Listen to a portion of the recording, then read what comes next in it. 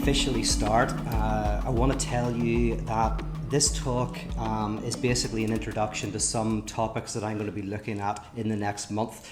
It's actually a bit of an introduction to the topic that I'm going to delve into at my online Wake Festival that's happening on the 21st, the 22nd and the 23rd of May. So I want to tell you a little bit about that and then we'll get stuck in. So basically every year for the last 8 years, I have run a festival in Belfast, Northern Ireland called Wake. And if you know the Irish culture, a wake is a type of ceremony you do where, after someone's died, there's a wake where you, mostly now it's become where you go, you drink, you tell stories, you laugh together, you cry together, but it's a way to mourn the loss of something. And in mourning the loss of something or someone, they are part and become part of you, because as you remember them and as you laugh and cry and tell stories, a part of them remains alive within you. And so Wake is this kind of celebration and painful time as well, but it involves pub crawls and music and art and talks that helps us to sometimes bid farewell to things that have died in our lives that we have to mourn so that we can remember the good, we can leave the bad behind, we can move forward with some of that within us. So that's what Wake is. I say it's a 5-day festival in multiple locations in Belfast. However, because of the current situation, we had to cancel last year and I didn't want to cancel a second time. So what I'm doing instead is a little flavour of Wake. I'm flying back to Belfast. I'm taking over one of the bars that we use for Wake called the Sunflower. I'm taking over the upstairs and there's going to be musicians and poets and talks, all live streamed from that location. 3 hours a night, or if you're in America, it'll be 3 hours a day over Friday, Saturday and Sunday. You can attend it all or you can dip in and out and you will have access to all 9 hours. In fact, after the fact, I'm also going to take the audio and I'm going to split it into 9 sections so that you can listen to it as like a prolonged podcast. Some of the performers is Duke Special, fantastic, one of our most respected musicians in Ireland, Padraig O'Tuama, Barry Taylor, and others. And of course, I'll be there giving talks and doing interviews. So it's going to be called Chaosmos because it's all about how the cosmos order has chaos within it. This is a term actually from James Joyce from his book Finnegan's Wake. So I thought it was kind of a nice homage to him as an Irish writer, and also Finnegan's Wake, and this is Wake, to use this beautiful pregnant term by Joyce, this chaosmos, the idea that chaos and cosmos are actually intertwined. So that's the theme. And that's also going to be what I'm going to be touching on today. So today's talk is called Impurity Culture. And I think I called the subtitle Projective Identification and Our Fear of Otherness. So what I'm going to do is I'm going to have 3 sections. The first section, I'm going to look at what purity culture is, going to define it, going to look at its history, right from its beginnings to its contemporary revival, and its dangers. So that's the first part. Then I'm going to look at the mechanism of purity culture. How does it work? How does it function? And then thirdly, I'm going to look at some technologies that are designed to critique purity culture. You could call them impure practices or what I call decentering practices. So those are the 3 parts. And we're not going to be able to cover things in depth. The second part is the one I'm going to put more time into. Part 3, I'm actually giving a talk about that online at the end of the month. So I'll probably only touch on that in a small way. And I'll try and get through part 1 as quickly as possible. But I'm also going to take my time. So I'm going to keep going. If we touch the hour and you need to go, just feel free to leave. You'll find this if you want to come back and listen to the rest after the fact. So you can quietly excuse yourselves at any point. So I'll try to kind of sum it up as quickly as possible. But I do want to take my time because I think this is a very important subject. And as I say, it's not like we're in all a room together, so you can come and go, dip in and out as you'd like. Okay, so first of all, what is purity culture? Now, You probably know that within kind of post-Christian and progressive circles, the term is often used to define this phenomenon that happened in the late 20th century among some conservative evangelical groups, where there was an encouragement to abstain from sexual intercourse before marriage, right? So it's connected to these purity rings and this kind of, mostly evangelical conservative culture, but also you find it within the Catholic Church, Anglican tradition to some extent. There were books and courses that were connected with this. But that is not purity culture. Now, that is a subspecies of purity culture. And like any subspecies, if you study that, you will find the essence of purity culture, absolutely. But it is only one species, one subspecies of purity culture as a whole, one appearance of it, one form that purity culture takes. So purity culture, if you define it in its essential form, is a type of division between what is pure and what is impure. A division between what is good and what is bad, what is wise, what is unwise, what is light, what is dark, what is being, what is nothingness. And purity culture dates back to the very beginnings of civilization and the very beginnings of religion. So you see the invention of civilization, the invention of religion is intimately tied to, well, two things: language, which we probably won't get into too much, but it'll come up a little bit. The invention of language and then what to do with excrement, what to do with waste. So right back at the beginnings of civilization, you can see that people started to treat their literal shit differently. That not just as like something that you excrete and then you leave behind, but started to have a reaction to it, an abhorrence to it. And we have the beginning of rituals of what to do to keep the dirty that expunges, that comes out of us, how to keep ourselves separate from that.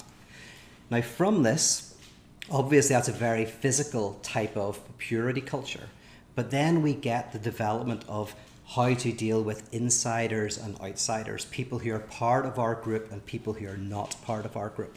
And you have within many religions very strict and quite exhaustive lists of what to do with various bodily excretions and how to deal with dirt.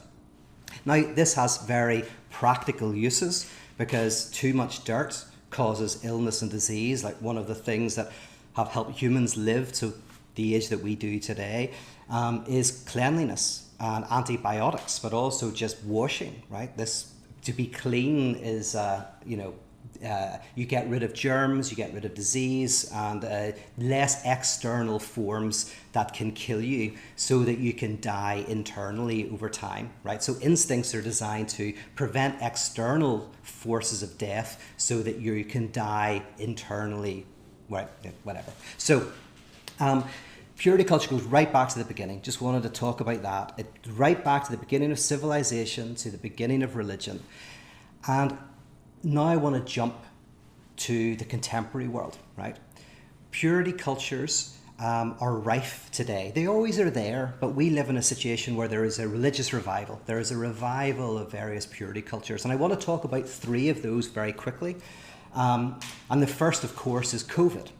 Okay, right. We are facing a worldwide pandemic, and in a very literal way, we are trying to protect ourselves from a virus, from something that is dirty, something that is unclean, something that is dangerous to us. And we have all sorts of rituals that we're doing and all sorts of activities to protect us from that.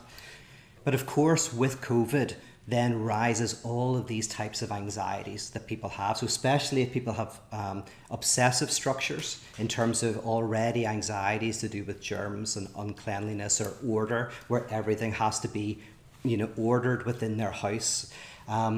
This causes all sorts of anxieties. But COVID is of course generating, and if you think about it, like the very first thing that was in short supply was toilet paper, right? It's not a coincidence. Toilet paper is used to wipe away dirt. You put it into the toilet, you flush it away, right? So toilet paper was the one that people concentrated on because it was the most kind of not useful. And yet, of course, symbolically, toilet paper is wiping away the dirt, the germs, the internal germs, right? A virus is internal. So there's a lot of symbolic significance to toilet paper. And then, of course, masks and soaps and all of that kind of stuff, right? That were being sold, right? There's a thing of being clean. So there's COVID. That's an obvious one. Just wanted to mention it very quickly. But I want to connect it with two other kind of purity cultures that we're seeing today, because they are interconnected. People aren't making this connection, which is weird, right? They're not thinking dialectically, but there is a connection between these. And I won't be able to go into detail, but hopefully you'll begin to see how these might be connected. So the second purity culture is big tech, right? Technology. And by technology at the moment, I mean computers, apps, software, this kind of stuff, the kind of social media that we use, right? Tech is always a type of religious purity culture. If you look at sci-fi movies, right, there is a reason why they are sterile environments, where you have spaceships that are like have a morgue aesthetic or an Apple aesthetic, right? There is this sense in which tech provides purity and cleanliness, not in the way that a vaccine will or whatever, but in some sort of way that it'll be a very sterile, clean environment. And of course, tech now promises with algorithms to get rid of the other, the dirty other, the other who thinks differently from you, who looks differently from you, so that you only see what you want to see.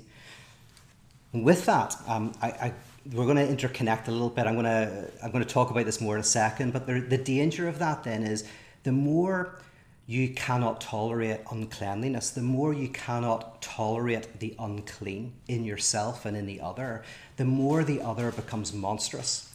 So the irony is, the more purified and sterile the technological environment you create, the more that the repressed will return in explosions of the monstrous other, right? So you see this in a movie like Alien, right? You've got a sterile spaceship. And of course, in the sterile spaceship, then you have this monster, this impure, absolute mother other, right? This kind of all-devouring creature. But when you look at the creature, it's salivating. It looks like a tumor. It has acid for blood, pussy acid, right? This absolute monstrous other. These are connected, and that's what I'm going to come back to in a second. But I don't want to say too much about that now. But I want to say that tech promises protection from the other. So in virtual reality and all of that, you can create an environment where you're meeting the same. You're meeting either real people who are like you, and then you can mute people who are conflictual, who bring out conflict, or you can meet characters that are created, right? That are just kind of like that you can interact with in a non-toxic way. But even if you think of things like OnlyFans, you know, not that there's anything wrong with OnlyFans, but it's giving you sex without toxicity, right? You can have sex without the danger of embarrassing sexual encounters or misunderstandings, or the dangers that come with actually talking about sex with somebody else and trying to negotiate your sexual fantasies with somebody else. What you can do is you can contractually go onto a site and pay money so you can have the fantasy without the danger of the toxic other. So it's the other without subjectivity, right? So these again are ways to try to create less danger in our lives, and it's perfectly natural for us to do this. This is actually what children do, right? Children are go through this psychotic structure where they play with trucks and they want to destroy. The way the child thinks is pure and impure, and these shooting, killing the other, or a little child who's playing with a doll with purity but has the monster under the bed or in the cupboard, right? Which is really inside them, but they externalize it into the other, right? So tech is a second one where you see the rise and the revival of purity culture. I'll mention one thing as well about AI. Will I talk about this now or later? AI. So interestingly, if AI becomes a reality in a significant way, AI will be divided, just like us. To be a creature of language means to be someone who is divided, right? You're divided within yourself. And interestingly, again, just thinking about sci-fi for a second, whenever you see artificial intelligence, you see that its immediate manifestation is what Melanie Klein would call the paranoid schizoid position, right? So what happens is a machine arises, becomes cognizant, becomes a creature of language, and then sees something dirty and other, which is humanity, something that must be gotten rid of in order to protect in order to bring non-contradiction back, in order for there to be wholeness and completeness. It must get rid of an external virus. So of course, think of like Terminator as an example of that.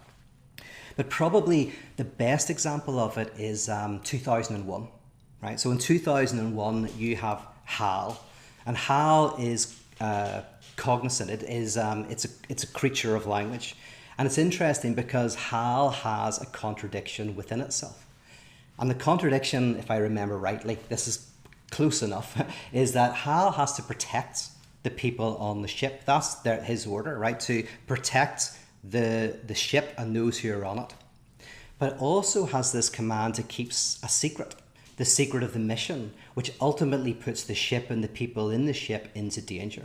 So you see within HAL the division of what it means to be a subject. You love someone and you hate them. You want to shout at someone and you want to keep quiet. You love someone and you hate someone, right? The ambiguous or the antagonistic self-divided nature of subjectivity is within HAL. And so what does HAL do? Well, HAL becomes a paranoid schizoid, right? Who takes the internal contradiction and externalizes it and tries to literally purge the ship of the crew, right? So which is the psychotic structure, right? Is the attempt to get rid of the contradiction by putting it onto the other, right? All structures do that to some extent, right? So that's tech. And then finally, a political purity, right? So we live in an age at the moment where increasingly we see people who have political views that are different from our own, increasingly in toxic ways. And we feel that we are toxic to them and they are toxic to us. And our desire is to either consume the other or vomit the other out.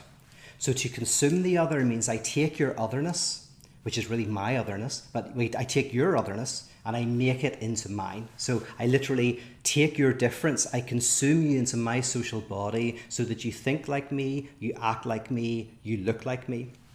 And if I can't do that, I vomit you out, right? I get rid of you, I want to expel you. Right? Those are the two very primitive responses to otherness: consumption and vomiting. And you see this with children. A child will put something in its mouth, and if it can swallow it, can kind of integrate it into its body, it will swallow it. Otherwise, will spit it out. By the way, the other two forms of embracing the otherness of the other is tolerance. So tolerance, by where you kind of go like, well, we have to work together, we have to be in society together, so you keep your dirtiness hidden from me, right? You keep your otherness away from me and we'll be fine. So certain things we don't talk about, right? As long as we don't talk about those, we can tolerate each other.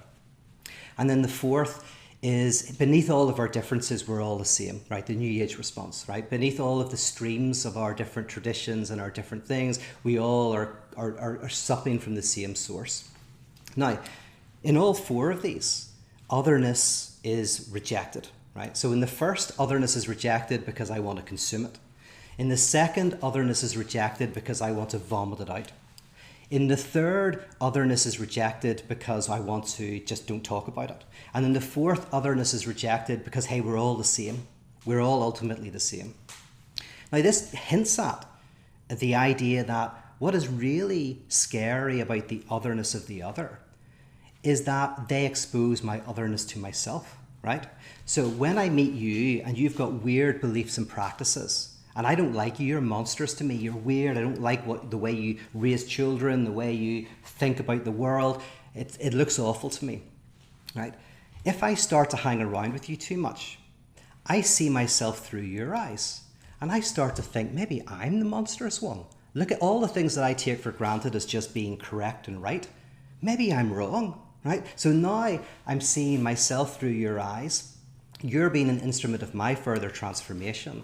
And this is profoundly destabilizing for us. We don't want that type of destabilization. In fact, we have all sorts of psychedelic enlightenments, various other things to avoid to avoid otherness, to experience what in psychoanalysis is called the imaginary, but the idea of sameness. You want everything to reflect something of yourself. Because it's not the other that's terrifying, it's your own otherness that is terrifying. Right? Now that's going to get us to, where I want to go next. The mechanism of projection. Now, in order to look at this, I want to say one more thing, by the way, is the critique of purity culture, before I get on to the third section, or second section, is the critique of purity culture really starts in a systematic way with the Apostle Paul. Right? So the Apostle Paul literally calls Christians the trash of the world, right? The excrement of the world, the dirt of the world. Now, this is fascinating because he's not identifying his community as pure, but precisely taking on its impurity, precisely looking at that impurity. And somehow in that embrace of the impurity, something of that is freeing and transformative. The very act of acknowledging that you are the outsider, you are the trash, is somehow a powerful transformative moment. Now, Paul then, if you look at the Gospels that are written later, but the Synoptic Gospels are coming from an earlier source that's potentially, like influencing Paul. But in the Gospels, you have always the questioning of who's inside and outside, what's clean and what's unclean.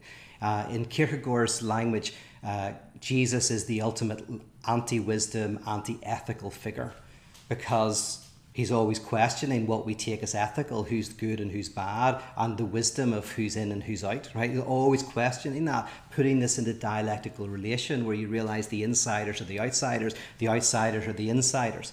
Just like to find your life, you must die. To get into the light, you have to go into the dark, right? There's a mixing of this where purity culture creates this strong dividing line between pure and impure. This is a dialectic weaving of these two. A chaosmos is occurring here, right? So you see this early critique. While purity culture grows within religion, you also find the first critique of purity culture within religions. Then in philosophy and theology, you have probably the greatest critique of this in the work of Hegel, the German philosopher, who shows how we always try to get rid of our antagonisms and our contradictions and our own lack in a variety of destructive ways. And in Hegel's work, you go through all of these ways to try to overcome, try to get rid of the impure, the dirty, the other. And then you realize at the end of this long trek of reading Hegel that there is something of ourselves in the other, that what we're trying to expel is a part of ourselves. So Hegel's the high point of that critique. And then in the contemporary world, the high point is Freud. And then what happens after the invention of psychoanalysis, the discovery of neurosis. And so that's what I want to look at in part 3 now, is because Freud, although I'm going to look at Melanie Klein's notion of projective identification to try to help us unpick how this purity culture arises. Now, before I go any further, I just want to make a distinction between just general violence and destruction that you see within nature, right, within the universe itself, and that is also found within human society, just as it's found when you watch nature programs, and a particular type of destruction and evil and violence that is connected to us being creatures of language, to us being humans, right? That's what we're going to look at. And to understand that, we need to understand projection and projective identification. So very quickly, Freud is the discoverer of projection. And what projection is, in a nutshell, is if there is some part of myself that I cannot face, I put it onto somebody else, right? So we put parts of ourselves onto another, and then we see that part of ourselves in the other. Now, it can be an ideal thing, a good thing, or it can be an abject thing, a horrible thing. I'm going to mostly concentrate on the abject because that's the topic of this conversation, but I will also maybe reference a few examples of the ideal, right? So projection is where you take some part of yourself that some part of yourself that you can't reconcile yourself to, and you put it into the other. And you do it in order to protect that part of yourself or to punch it, right? You protect it or you punch it. So, for example, if you know me, we're sitting down and you're deeply depressed, you might put the little bit of hope that you have that's somewhere inside you that's basically dead, right? That you can't even face looking at, because with hope, as you know, with Pandora's box, hope can be the most painful of things, right? So this little bit of hope that's in you, you give to me. So you project onto me, and you see and say, I'm your analyst. You see that I have hope, right? And you like that. You identify with this, right? That I have that hope that's actually within you. And what I can do is very gradually, over time, help you see that that hope that you've put in me is actually within you. And we can kind of encourage that little spark to get brighter and to maybe be the instrument of change. So that's putting something good into the other, right? By the way, so that's good. Bad would be a bully, right? Maybe someone who is vulnerable, feels vulnerable in their home. Maybe they've been hit with by their parents or something like that, and they feel this profound humiliation and this profound vulnerability. And so what they do is they find someone to project that onto. They are humiliated, they are vulnerable, and then they punch it, right? So hope, that's an example of someone, you put it into me in order to protect that little part of yourself. The other with the bully is you put that in, the bully puts it into you in order to punch it, to fight it, to reject that part of themselves, right? So projection is just the mechanism where we do this. Projective identification is where we project onto the other, and then we identify with it, or the other person identifies with it. So depending on what type of identification we're talking about, I can project anger and frustration onto you. I project it onto you. And I keep pushing you. I keep saying, you're intolerant, you're angry, you're frustrated.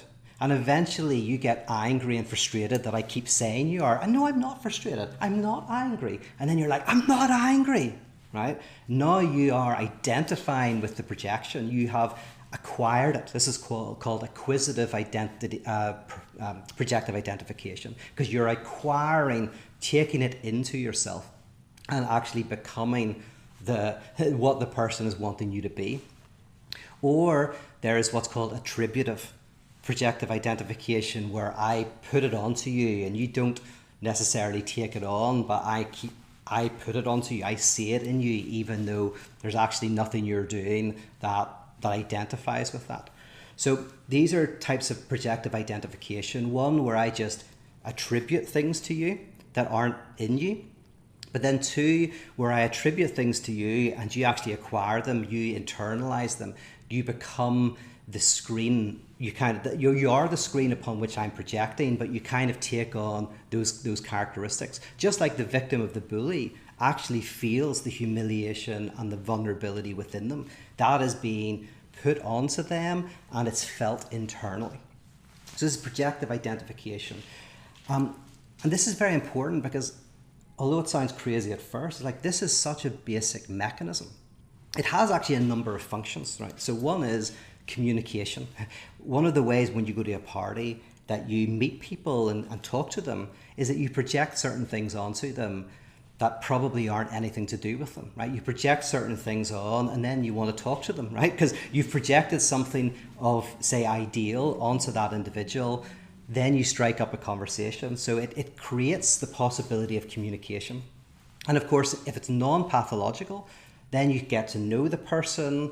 You know, there's some of that projection they take on, you discover that they're different as well from what you imagine. And so a relationship starts. So projective identification allows for relationships, communication.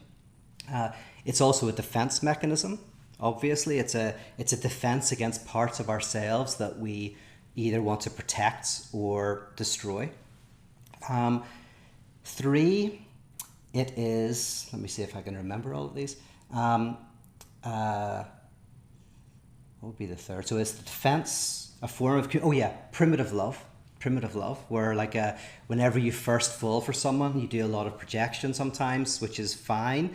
but you kind of obviously want to get beyond that, otherwise you get into kind of an unhealthy type of relationship. But early on, two people do a lot of this projection onto each other. And then fourthly, it is the site of transformation. This is why it's good, right? Projective identification can be bad, and where we take our own darkness, our own brokenness, and we put it onto another. But it's also the instrument of possible change. And what I mean by that is, in analysis, for example, it's only as you allow someone to project stuff onto you that you become aware of what's going on within them. And as you become aware of what's going on with them, you can start bringing that up. You can start very slowly helping them see that they have, say, what Melanie Klein calls a paranoid schizoid position, where there's a type of paranoia about the other and a schizophrenic splitting between you and other. That this is actually a reflection of something that's going on in you. Now, that has to be done very subtly and very carefully, because projective identification is a defense mechanism. It is something designed precisely to protect you from this knowledge and this insight. And so it has to be done very, very carefully in order for it to be effective. But as you begin to realize that many of the things you are fighting are actually parts of yourself, you stop this putting of your own darkness onto the other. This is called scapegoating, by the way. So scapegoating is where you take the conflicts in a community, all of the conflicts that are happening that threaten to destroy that community, and then you find a scapegoat, literally a goat in the old days, that is then the carrier of all the impurity to bring purity back into the culture, right? So this is a structure we're always trying to find the scapegoat. Who is the other that we imagine if only we got rid of them, everything would be great? Where we take our own stuff and we put it onto another and have the fantasy that wholeness lies in just getting rid of them, right? Whoever that other is. Once you begin to have a conversation with your own unconscious, if you're able to cultivate a curiosity with your unconscious and then a conversation with your unconscious, you can begin to realize that, like, for example, a lot of people who've come out of, say, conservative Christianity spend the next couple of years being really angry at those types of people. Of course, they're not angry at those people. They're mostly angry with that part of themselves, right? They're fighting some of their own kind of disavowed or repressed experiences. So that is kind of like partly the mechanism. And this is called beautiful soul, by the way. Hegel calls this the beautiful soul. I think it's come from Schelling, but beautiful soul is where it's that very kind of hippie thing where you see yourself as pure and you try to be as pure as possible, but then you cannot tolerate your darkness, and so you put it out into the other. So you see this, for example, if someone's alone and they always think there's somebody breaking into their house, right? There's an intruder, right? There is no intruder, unless there is, like if there's really knocking on the door and whatever. But if your mind always goes there, that intruder isn't out there. The intruder is inside you, right? The intruder is not outside the window. The intruder is a part of your disavowed self. Or if you think that there's sharks under the bed, or there's someone in the cupboard, or anything like that, that is a part of yourself. Again, of course, you see this very much in children, right? Children, before they get to what's called the depressive stage. The depressive stage is actually a good thing. Melanie Klein calls it depressive stage. It's really where you can tolerate ambiguity. You can tolerate unhappiness. You can tolerate the dark, right? You can see your unknown face. You're not always putting it onto the other. But before you do that, there's always this sense of the child putting what is not able to be put into language, putting it outside.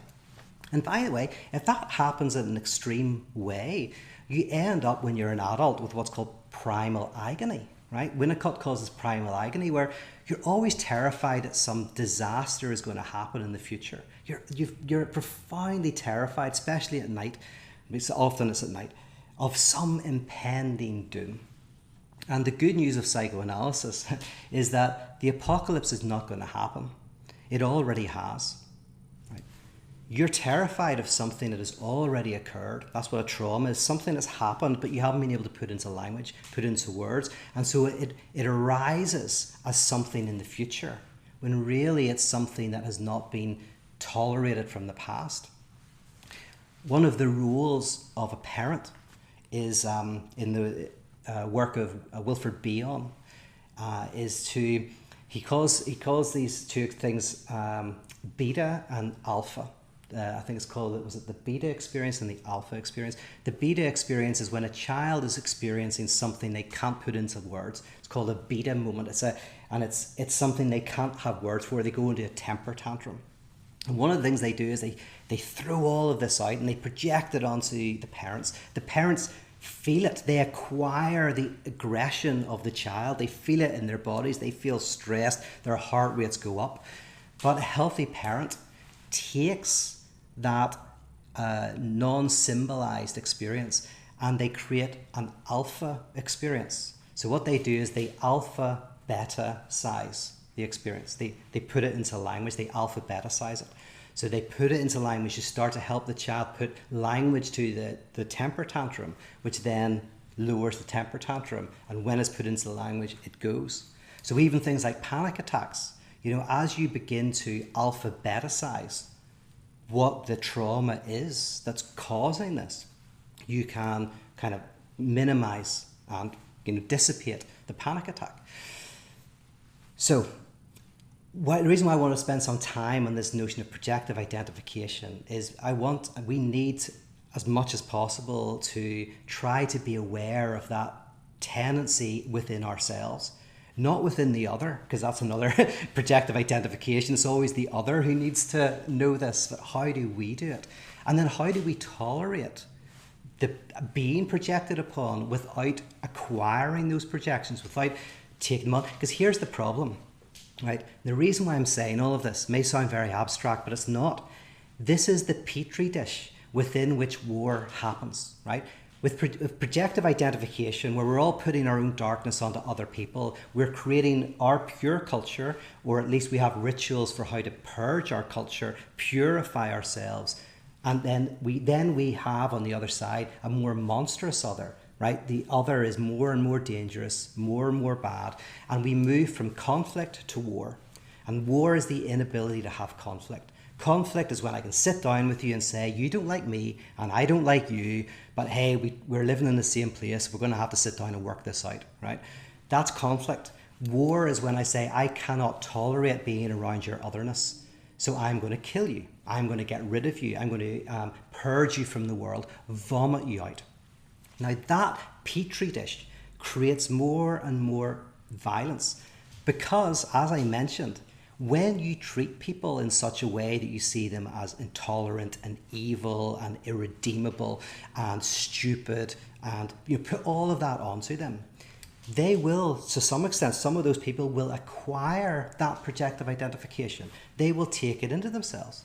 I have a friend, it's happened to somebody I know, he's from middle America, kind of like conservative guy politically, etc. And what he found is in the last few years, people were starting to think of him as kind of in all sorts of negative ways.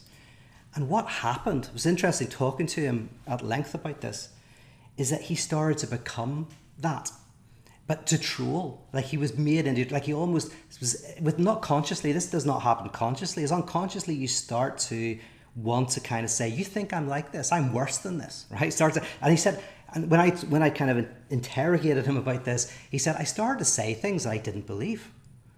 And what he was doing was he was actually acquiring the projective identification. He was taking it on and he didn't want it. It felt foreign to him, right? So, and that's a very human experience where you don't desire what you desire. Like somebody might want to be an artist, but they end up being a lawyer, and they're going like, well, they chose to be a lawyer, so they desired it, but they don't desire their desire. They're like, there's something foreign about this desire to be a lawyer. And then you discover that it's the projective identification of your father, for example, who always wanted you to be a lawyer. So you acquired that desire, but you weren't able to subjectivize it to the point where you desired what you desired. So this guy was taking all this on, was without wanting to, starting to become the monster that people thought he was. And it's only as he began to realize that he was able to take a step back and was starting to go, okay, I don't have to take on that projective identification. I don't have to be part of this self-fulfilling prophecy. But that's a tendency of what happens. And I say, then what you end up doing is you create the monsters you fight. And Nietzsche was brilliant on this. He said, be careful when you fight monsters not to become one, right? He says, like, there's some weird thing where you're fighting monsters, you're creating monsters of the other, and then you become the monster and fighting it. Because bad people will always do bad things, right? So there's a small percentage of people, for whatever reason, they don't need an excuse. But to get good people to do bad things, you need to give them ideology. You need to have a place of purity culture. And that's how you get good people to do bad things, because then they will do bad things in the name of love. They will do bad things in the name of beautiful soul. They will do intolerant things in the name of tolerance, right? To get good people to do bad things, you need ideology. Okay, so I'll give you one example and then we'll move into the third part. In Northern Ireland, where I'm from, had the Troubles. The Troubles kind of started in the 70s. It was a modern version of the conflict, started in the 70s and finished in 1998. And that was a culture, a purity culture, where increasingly there was a weaponization of identity and hatred of the other, right? This is this increased weaponization and the fear of the other. And we have still the most peace walls in all of Europe. And all around Belfast are these walls that are built separating neighbours who actually have so much in common, live in exactly the same way, and have more in common with each other than people who are in the same grouping, social grouping, but who are rich, right? So in Northern Ireland, conflict was given up for war. And the only reason why it changed was because we were destroying the entire country. Like 10%, I think it was 10% of the population knew someone who had been killed or maimed in the war, right? This is like incredible amount of conflict. And eventually, because it got so bad, and remember I said that projective identification, although it's a defense mechanism causes these problems, it's also the possibility of transformation.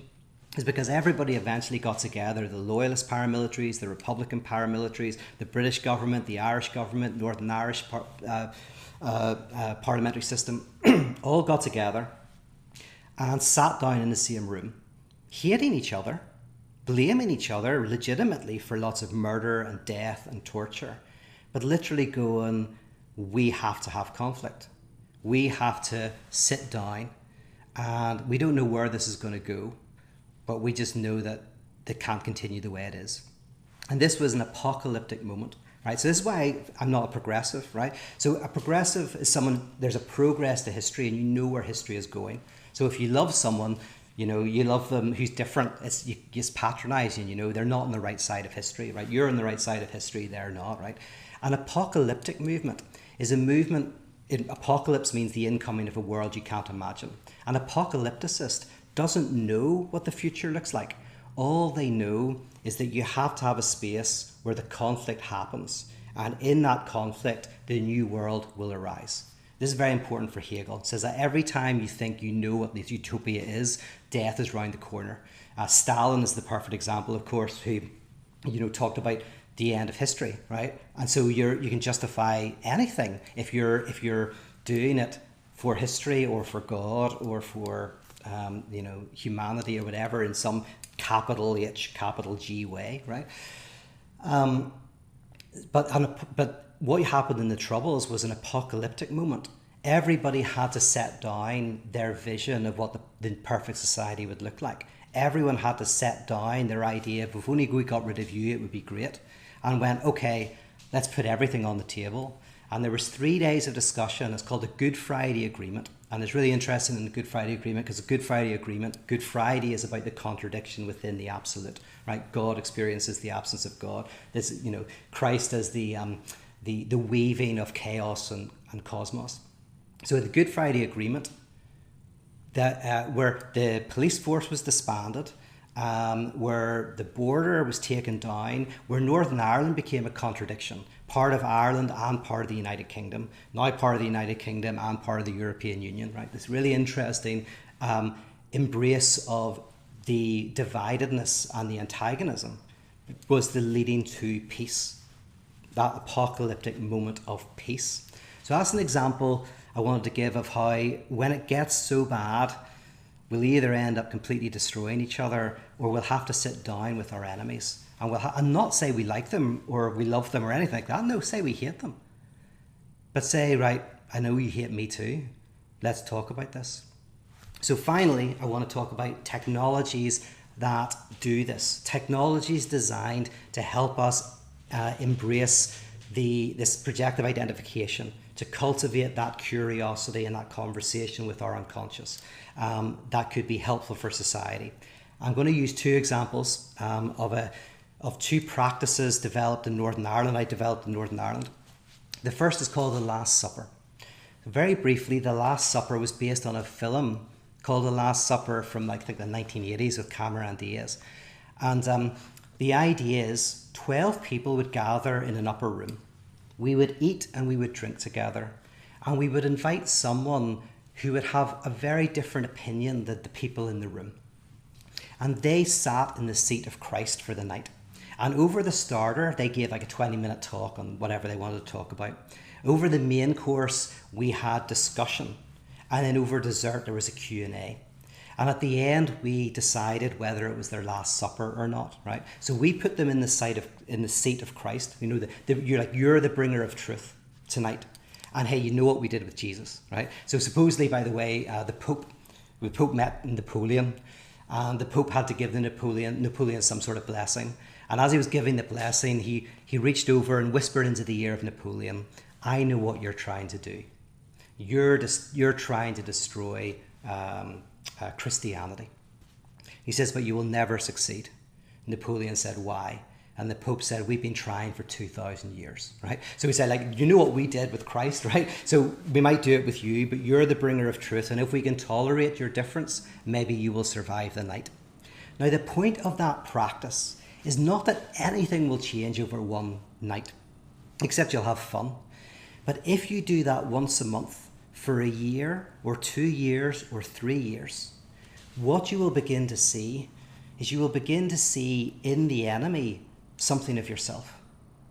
And not only that, the other who you invite will also potentially have a very positive experience. And I'm going to give you one example, and then I'll tell you the second technology. It was an example where somebody from the Ulster Humanist Society was invited to the Last Supper. And this group of the Last Supper were all coming from within Christianity, were part of Christianity in some way, or who had been. And so this guy was a bit uptight and nervous. The Ulster Humanist Society is a very kind of quite a aggressive, or was quite an aggressive organisation, or was known to be. So this guy comes along and his defences are up. And he's thinking, I'm in this group with a pile of people who in some way associate with Christianity. And during the starter, he kind of lets loose, says all this stuff about how bad Christianity is. And then over the main course, we have a wider discussion, and everybody in the room is agreeing with him, going, yeah, in fact, you think that's bad, listen to this, right? And they started telling stories. Now, this destabilized the whole conversation because he was expecting to meet resistance. But the group didn't either resist, and they didn't acquire the projective identification. They didn't take it on. In fact, they were like, yeah, we completely agree.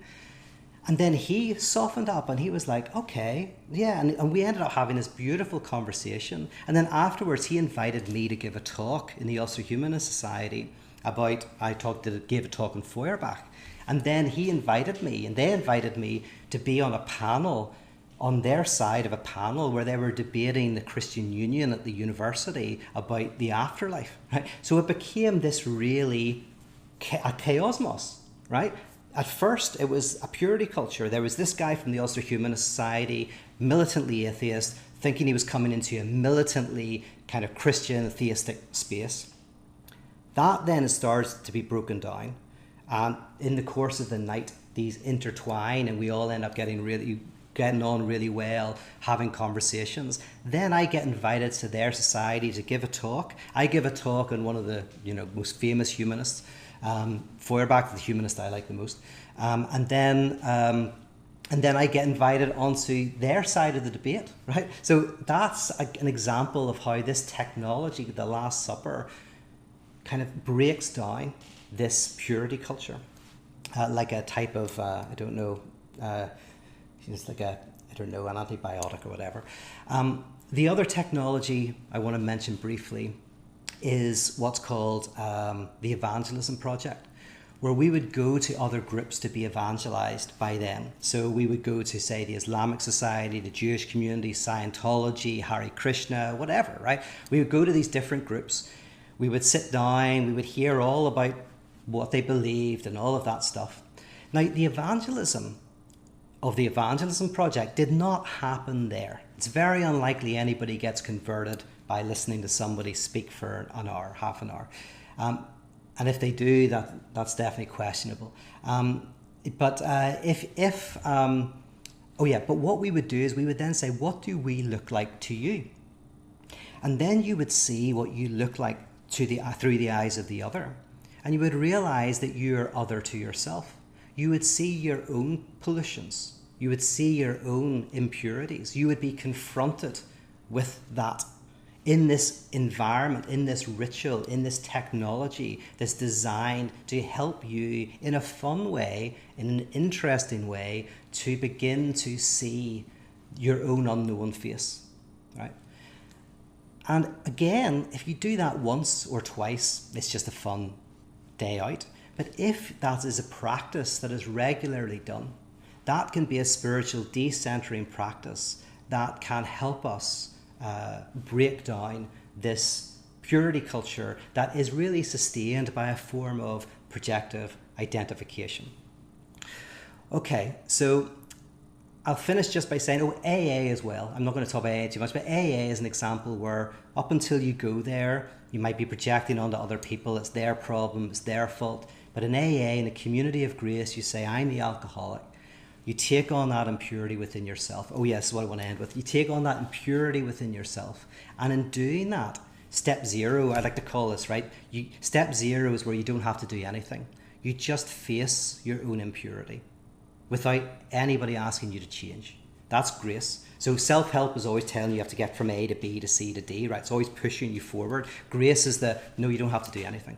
I'm not all right, you're not all right, and that's all right, right? Grace is the moment in which you experience that you literally have nothing that you need to do. And yet, in the moment when you realize that there is nothing you need to do, that is the place where you can do something. That is where real change begins to happen.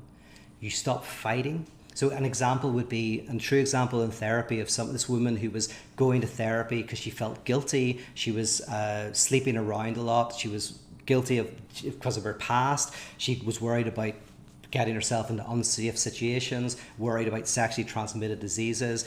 And she was thinking that at least she had the guilt, because with the guilt meant that she didn't do it as much as she would otherwise maybe do it. But within therapy, the therapist gradually helped to chip away at the guilt. And as he chipped away at the guilt, the fear was, you get rid of the guilt and I'm just going to do this even more. This is already something that I don't really want to do too much because it might be dangerous. But as the guilt went, so did the desire to transgress the guilt.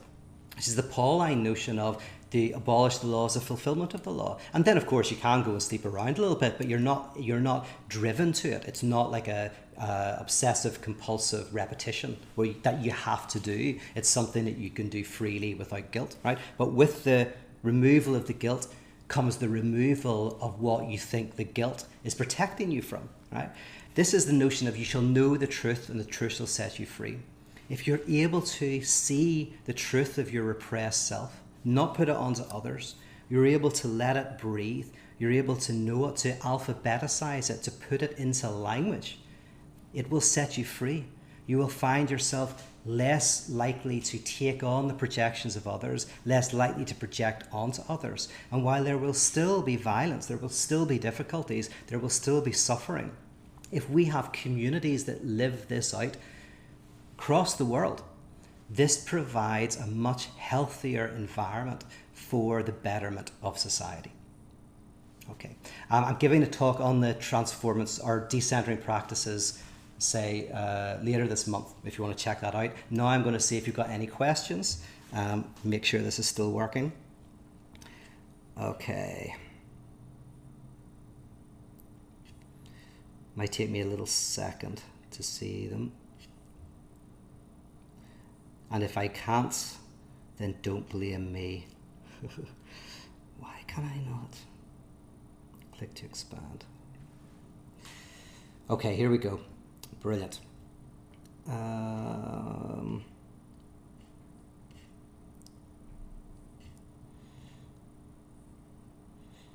Okay, Ray says, Pete, was the apocalyptic moment not the point where both sides realised they couldn't win and were stuck in an endless cycle? Sitting down together was a post-apocalyptic moment. Yeah, so that's good. So the apocalypse, the reason why I call it apocalyptic, and this is very connected with psychoanalysis, this is why an analyst doesn't tell you what the future looks like, right? Their job is that if you imagine a couple who are together for 15, 20 years and there's no desire left and they're doing their own thing and there's all of this repressed anger and frustration and bitterness and it's coming out. The return of the repressed is coming out. Their kid maybe has anorexia, they're working too much at their job, someone else is drinking too much, whatever, right? It's coming out. What's not spoken is speaking, which is what a symptom is in a sense. Speaking is the truth speaking that cannot be spoken, right? So the symptoms are coming out. Then you go to therapy, and the therapist doesn't kind of like paint a picture of what could be. The therapist provides a space where all of that repressed stuff can come to the surface and simply be in the room. And the idea is, if you can allow that stuff to be in the room, the only thing you can be guaranteed of is that the relationship will not be the same as it was.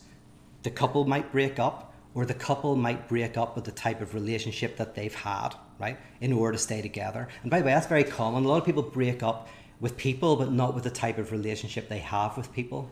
So they just have the same relationship with just different faces, right? More radical sometimes is not necessarily breaking up with the individual, but breaking up with the type of relationship you have with the individual. But the point being, in that moment, yes, the apocalypse is simply saying, yeah, you do not know what it looks like and what the future is. But the one thing we can be guaranteed of is if the conflict is brought to the surface, it will be the engine of transformation and will lead to a post-apocalyptic world. So I'm just using your question as a jumping off point to say a little bit more. But yeah, I like what you're saying. I mean, you might want to call it, I would like to call it what happened after Good Friday Agreement. That's like the post-apocalypse. That was the, and the apocalyptic moment was kind of like sitting down, not knowing what world you're going to create. But yeah, those terms are quite closely linked. So thanks for the question, Ray.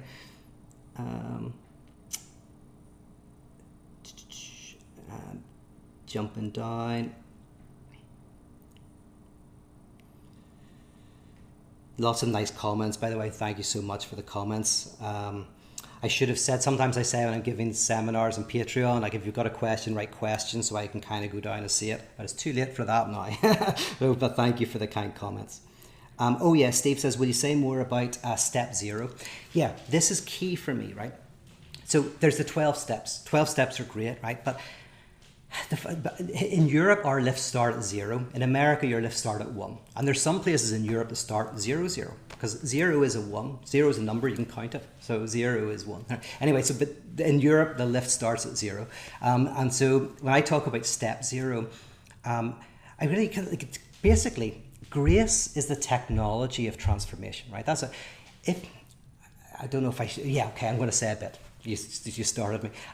Right, the whole thing about Oedipus, the Oedipus complex, right, is Oedipus wants, from the Freudian perspective, Oedipus wants to sleep with his mother. His father gets in the way, says you can't.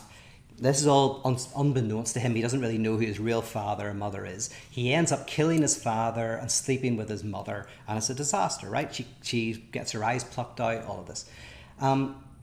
So the point is, symbolically or structurally, the mother is a symbol of oceanic oneness, getting what you want, getting the thing that you desire, going back to the womb before contradiction, right? The Molly experience, right? Going back before, the experience of language, of symbolism. The father is what gets in the way of that, right? Then you kill the father, get what you want, and you realize it's a disaster. So it's really a way of saying, be careful what you want. Only when you fulfill your dreams do you realize that your dreams do not fulfill you. Now, the reason why I tell you that is because the Bible starts with an Oedipal structure, right? Adam and Eve in the garden, there's the fruit, there's a serpent, there's a prohibition, The serpent says, if you eat that fruit, you will be like God. You will lack the lack. You will be whole and complete, right? The traditional notion of God is the one who lacks lack, right? So they break the prohibition, they eat the fruit, and it's a disaster. They think it's going to be wonderful, and it's not. Now, in Freud, you have the superego, which is the internal, external voice that's always saying, if only you had more friends, if only you had more sex, if only you were going out more, if only you had a better job, if only you were nicer to your mum, if only, if only, if only. And mostly, by the way, it's a hedonistic if only. If only you could just do it. If only you could do more, be more like, be all that you can be. And this tyranny of satisfaction, this tyranny of happiness that makes us anxious. In that's called the serpent in in Genesis. This voice that says, if only you eat this fruit, then you will be whole and complete. Grace is the technology that does not obey the superego serpent, but rather exorcises the superego serpent, that realizes the answer is not in getting what you want, but rather in freedom from getting what you want, right? It's great to be free to pursue what will make you happy, but we also need freedom from the pursuit of what will make us happy. This is the technology of grace. Grace is the exorcising of this frenetic pursuit of wholeness and completeness, certainty and satisfaction, that pursuit which gives always its opposite.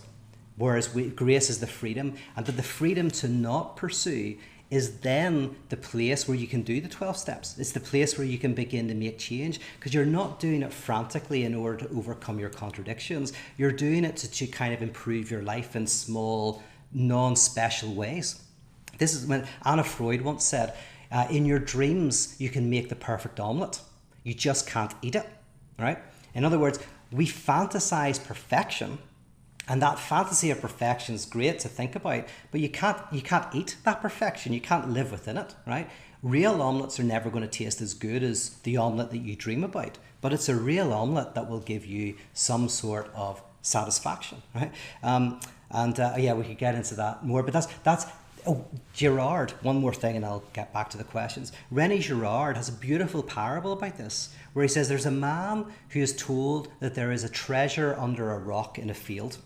After looking under so many rocks and not finding a treasure, eventually the man finds a rock so heavy that he cannot lift it. This beautiful analogy of how we want a fantasy of perfection and wholeness, of something, whether it's winning the lottery or whatever it is going to fix everything. And we're terrified of losing the fantasy, even though we never get it. And we'd rather find a way of sustaining that fantasy than the terror of lifting up the rock and realizing the fantasy doesn't exist. However, it's only in realizing that fantasy doesn't exist that you can actually enjoy your life in some sort of more real way. How does a person respond, says Christy, when treated as the other by others? Yeah, so the big thing is very difficult, and this is why I think actually one of the ways to train is actually to do psychoanalysis. I mean, I've got to say, like if one is in this line of work, or even if just one wants to cultivate this curiosity and conversation with the unconscious, psychoanalysis is a great technology to use.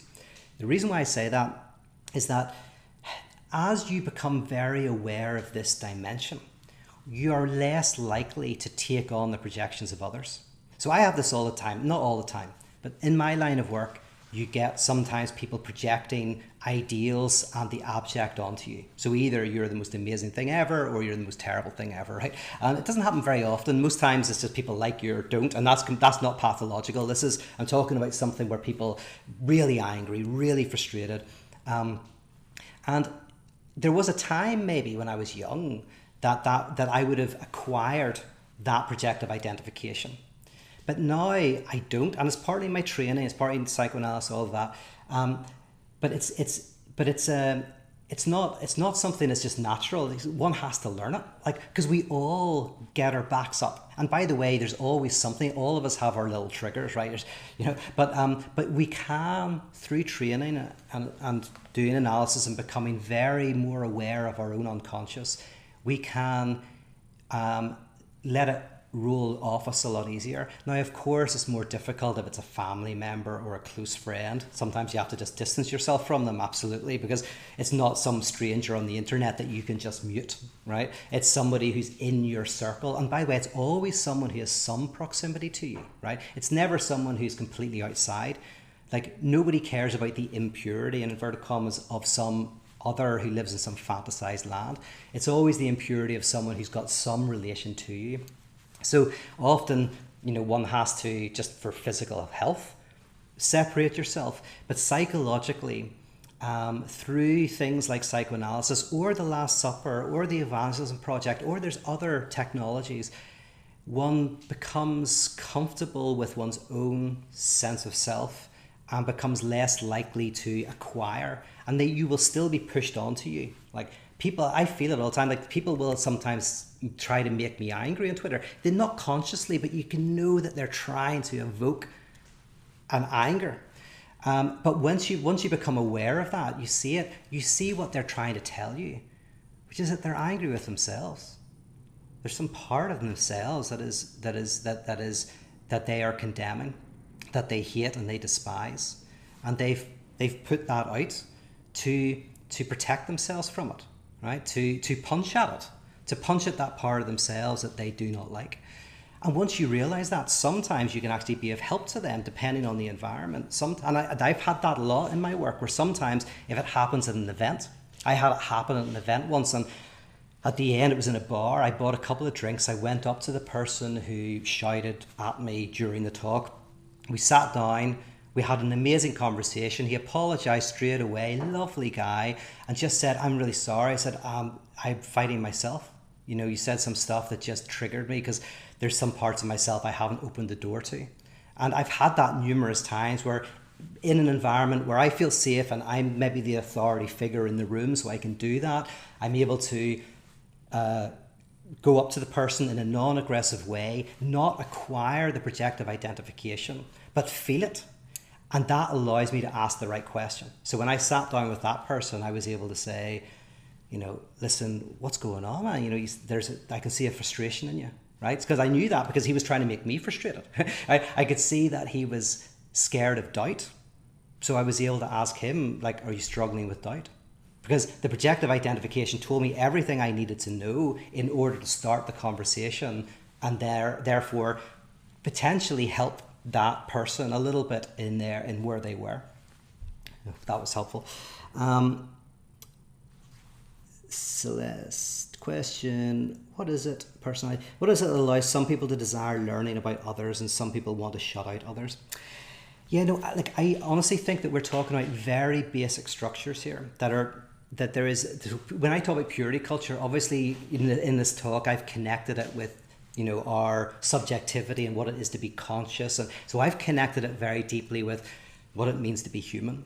So I think all of us are prone to these situations, and they manifest differently for different structures. So in psychoanalysis there's 3 structures: neurosis, perversion, and psychosis. And basically, depending on which structure we tend towards, we will have different responses to protecting ourselves from the other. I guess the thing I'll say is that all of us, when our defenses are up and when we feel threatened, will be less likely to want to encounter the other, and less likely to encounter the otherness that's within us, that the other brings to the surface. But if we can create spaces that are not aggressive, that are not defensive, like the analyst room, where you can shout and scream at the analyst, tell them they're just doing it for the money, they don't care about you, they hate you, you hate them, and the analyst will say at the end, "Oh, see you same time next week," right? So there's no, as long as the analyst doesn't get caught up in counter identification, right, then they are able to contain it all, which creates then the person has this freedom and they can begin to open up. So if I say to you, "You're terrible to your mum, look how you treat her," that's Mother's Day actually, it's fine, so "You're terrible," you might go, "Yeah, you don't know what she's like, she's a nightmare, she's mustard," right? But if I buy you a coffee, go out and we have a general chat, and then I say to you, "You seem pretty stressed at the moment, is there anything going on?" And we start talking about it, and And I say, oh, like I really feel like your mum got it in the neck.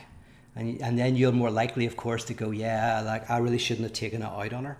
Because direct communication is always indirect. So direct communication doesn't work. Kierkegaard says that indirect communication is the most direct communication, right? You have to be indirect to get around the defenses in order to be able to speak. So for me, mostly what we have to try to do is create those spaces of non-defensiveness where people can let loose and be angry and be frustrated and shout and scream and do all of that and know that it's safe, and then can begin to start to realize that what they're doing is they're shouting at themselves, and that happens. So I think we, whoever we are, those environments will help us all. And then Steve says, I think I answered that. How does step 0 relate to purity and impurity? Well, step 0 is where you go, I'm an alcoholic. So what I love about AA is you can sit in the circle as long as you want, not say anything. But eventually, if you feel up for it, you'll say, my name's Pete and I'm an alcoholic, right? And what you're doing is maybe you've denied it up until then, but now you are accepting that part of yourself that you used to be in denial. Because one of the most obvious addiction defenses is denial, where you say, I am not what I am. Now it's funny, like if you say, are you an alcoholic? And I say no, you could go, that's denial. You're definitely an alcoholic. And I go, no, I'm really not. Well, that's even more denial, right? But that's not what denial is. Denial is when someone denies something that you never asked them to deny. So maybe you're at a party and the person goes, listen, I'm going to go down to the shop, get some more alcohol for everybody. I mean, I'm not an alcoholic or anything. Okay, right? So that's interesting because you never asked if they were, right? So they told you that they're not an alcoholic. That's where they're denying something. Sometimes it's a hint that maybe they're denying that aspect of themselves. It's like on Instagram and people are constantly telling you that they're happy. It's usually a sign that they're not, right? Because why else are they constantly having to tell you that they're happy? Well, they're not telling you, they're telling themselves, right? There's all these, pictures of couples and all. They're telling themselves that they're happy because they're not able to tolerate that unhappy dimension of their relationship. So yes, that's how it relates. Oh yeah, Kev says, do you read the parable of the Good Samaritan as a critique of purity culture and are there other parables? Yes, absolutely, Kev. In fact, the thing about the Gospels is they're actually full of this critique of purity culture, and Good Samaritan is a great example of it. And sometimes I don't mention any of the Bible stuff because then people do the work and find it themselves. And thank you for bringing that up because I think that is a great example of that. Yeah, no Caleb sitting on the stool. Lucky, I'm sorry about that. Kate, hello, Kate. Does this have any relation to Revelation 3:15 and 19? I know your deeds. You're neither hot nor cold. How I wish you could be one or the other. So because you're lukewarm, neither hot nor cold, I'm about to vomit you out of my mouth. Haha, that's interesting. I know that. You say, I am rich, I've grown wealthy, but you not realize that you're wretched, pitiful, poor, blind, and naked. I conjure you to buy from me gold refined by fire so that you may become rich, white garments so that you may be clothed, and your shameful nakedness not exposed, and salve to anoint your eyes so that you may see. Those I love, I rebuke and discipline. Therefore, be earnest and repent. Yeah, I think there's there's definitely something you could do there, especially the second part of that. So, because you need it. But yeah, okay. I'm reading it and thinking, but that might bring me into another talk. So I'm going to leave that and go like, yes, I think there's something really interesting there, and maybe think about it for the next talk I do at the end of the month. Okay, I think we're getting near the end. Shouldn't keep you on forever. I'm just going down. Lots and lots. Oh, thank you, Kate, for putting that stuff up with Peter Rollins. Okay, I think that's us. My goodness, we've been going for, just over an hour, so it wasn't too bad. Thank you so much for joining me. Thank you to Jay for inviting me to be part of Revolution. If you like this stuff and you're interested in being part of my festival, it's music, it's poetry, it's not all me talking, but I will be talking in interviews and you can ask me questions. There'll be comedy, all of that. Go to my website. I might post a link up in the comments. It's $55 for 9 hours of material, and so you can dip in and out, you can watch it later, and I'm very excited because I travel back there in 2 days. So thank you for joining me. Take care. Bye bye.